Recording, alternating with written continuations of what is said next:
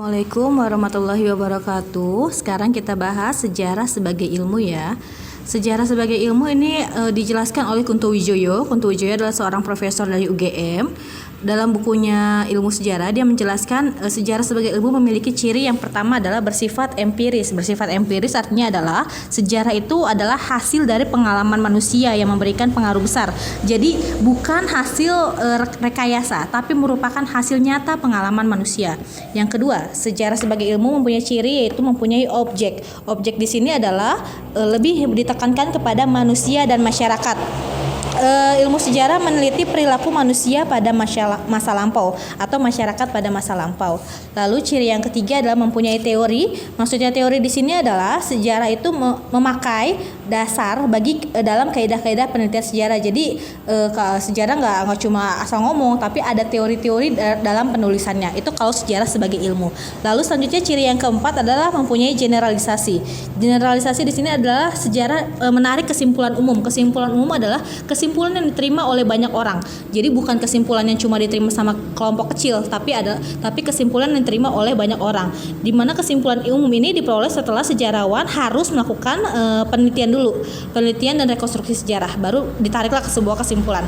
Nah, selanjutnya ciri yang kelima adalah sejarah itu mempunyai metode. Sejarah sebagai ilmu mempunyai metode, di mana metode ini artinya adalah metode penelitian. Jadi kalau mau menuliskan sejarah harus melalui tahapan penelitian. Di sini ada 5 tahapan penelitian, yaitu yang pertama mencari topik, yang kedua heuristik atau mengumpulkan sumber, yang ketiga verifikasi atau memverifikasi sumber, yang keempat interpretasi atau nalar, yang kelima penulisan sejarah atau historiografi. Ini akan kita bahas untuk 5 tahapan ini kita bahas nanti ya. Nah, sekarang kita masuk ke sejarah sebagai ilmu. Sejarah sebagai ilmu menurut Kunto Wijoyo ini ada 2 manfaat ya, ada manfaat intrinsik atau manfaat ke dalam, dan juga manfaat ekstrinsik atau manfaat keluar. Jadi menurut Kunto Wijoyo fungsi atau guna.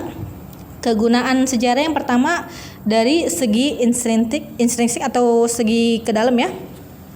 Yang pertama adalah sejarah sebagai ilmu. Sejarah sebagai ilmu itu artinya adalah sejarah itu bersifat terbuka.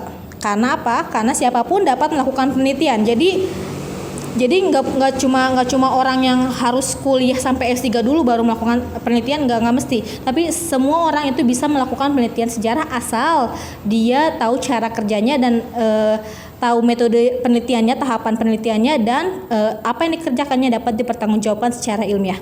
Lalu yang kedua adalah sejarah sebagai cara mengetahui masa lampau. Sejarah dapat mengetahui masa lampau ini digunakan sebagai sarana efektif untuk merekonstruksi dan menghadirkan kembali peristiwa masa lampau. Jadi kayak rekonstruksi ulang.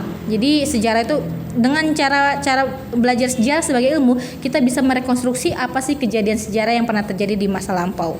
Nah, lalu selanjutnya sejarah sebagai pernyataan pendapat. Jadi maksud sejarah sebagai ilmu di sini karena sejarah sebagai ilmu ini sudah melalui tahapan penelitian, maka ini bisa dijadikan sebagai cara kita untuk menyatakan pendapat. Jadi kita bisa berdebat menggunakan pendapat-pendapat para sejarawan. Karena apa? Karena sejarawan ini sudah menuliskan pendapatnya berdasarkan penelitian. Jadi kita bisa pakai buat debat, kita bisa pakai buat menyatakan pendapat kita di media dan lain sebagainya berdasarkan kata sejarawan. Lalu selanjutnya yang keempat maksud Ibu, sejarah sebagai profesi. Di sini kalau kita belajar sejarah sebagai ilmu itu yang nantinya bisa dijadikan sebagai profesi. Dan profesi di sini nggak mesti jadi guru ya, nggak mesti jadi guru atau nggak mesti jadi dosen, tapi ada profesi lain seperti kerja di dinas purbakala, di museum, di monumen, di balai kajian, kantor arsip dan lain-lain sebagainya. Atau jadi sejarawan sendiri pun itu merupakan profesi. Terlebih kalau dia berhasil mengungkap suatu peristiwa baru, nah itu profesi baru lagi nantinya. Oke, selanjutnya manfaat ekstrinsik. Manfaat keluar ya, sejarah sebagai ilmu bantu. Oke, maksudnya ilmu bantu di sini adalah sejarah kan ilmu sosial. Di mana ilmu sosial ini otomatis akan bekerja dengan ilmu-ilmu lainnya seperti politik, hukum, antropologi dan lain sebagainya. Otomatis kalau materi-materi antropologi, hukum itu butuh latar belakang, pasti kan ada sejarah di dalamnya. Makanya sejarah disebut dengan ilmu bantu. Lalu selanjutnya sejarah sebagai pendidikan moral. Karena apa? Karena sejarah itu bisa dijadikan sebagai media penanaman nilai positif. Jadi kita bisa mencontoh bagaimana sih nilai-nilai tokoh para pendahulu bangsa yang terdahulu gitu. Jadi bisa dijadikan sebagai landasan pendidikan moral kita. Jadi bukan cuma PPKN aja, tapi sejarah pun juga bisa. Lalu selanjutnya sejarah sebagai pendidikan penalaran. Pendidikan penalaran di sini artinya adalah berkaitan dengan kita akan terbiasa menalar sebuah peristiwa secara kritis. Jadi kalau ada peristiwa yang terjadi, kita akan menalar, oh ini kenapa bisa terjadi, sebab akibatnya kenapa, pengaruhnya bagaimana.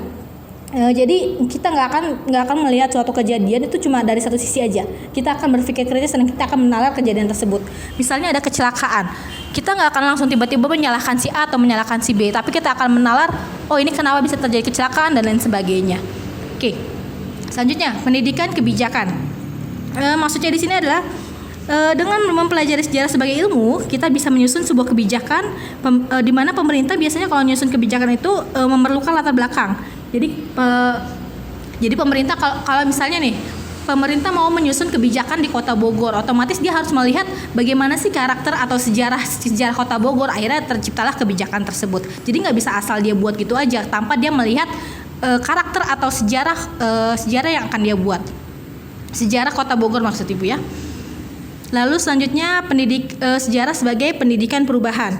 Di sini maksudnya dengan kita belajar sejarah, kita akan belajar untuk merasa diri kita yakin dan tenang untuk menghadapi perubahan. Jadi kita nggak takut kalau ada perubahan. Misalnya ada kemajuan teknologi, kita nggak takut karena apa? Karena memang dalam sejarah sudah pasti perubahan itu ada, kan perkembangan itu ada, kan kemarin sudah dijelaskan ya. Waktu dalam sejarah salah satunya adalah perkembangan dan juga perubahan. Jadi dengan belajar sejarah sebagai ilmu, kita akan merasa tenang dan merasa yakin dalam menghadapi setiap perubahan. Oke, lalu selanjutnya sejarah sebagai pendidikan masa depan. Maksudnya di sini adalah sejarah itu walaupun belajar tentang masa lalu itu bukan berarti cuma materi masa lalu aja yang dia pelajari, tapi juga mampu memberikan prediksi terhadap masa depan berdasarkan tren yang ada selama ini. Jadi walaupun yang kita pelajari masa lalu, tapi kita bisa meramal masa depan dengan belajar sejarah.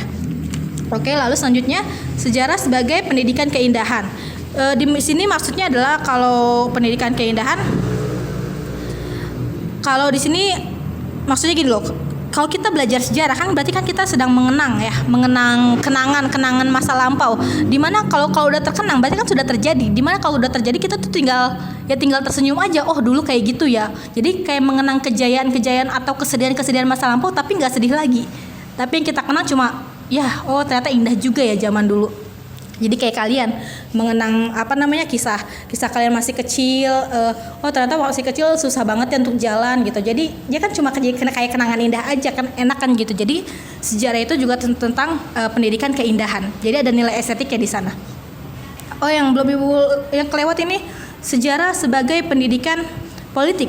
Maksudnya di sini adalah dengan belajar sejarah kita mengajarkan ideologi kepada warga negaranya. Jadi masyarakat di Indonesia tuh belajar tentang ideologi itu dari sejarah. Jadi kenapa sih negara bisa berideologi kayak gini? Karena sejarahnya.